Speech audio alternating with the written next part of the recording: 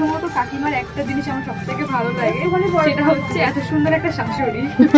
High, আমি সুমি। আমার চ্যানেলে নতুন একটা ভিডিওতে তোমাদের সবাইকে ওয়েলকাম। আজকে আমরা চলে গেছিলাম দুষ্টুর শাড়ির শপে।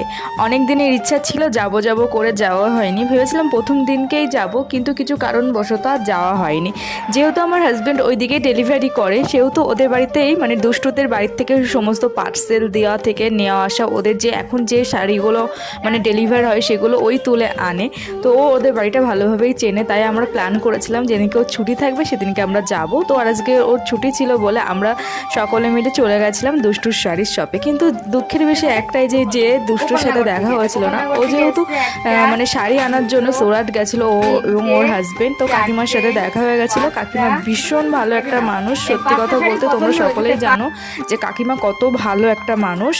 আমি সত্যি আগে ভিডিও দেখেছি এবং সামনাসামনি গিয়ে ওদের ব্যবহার এত ভালো।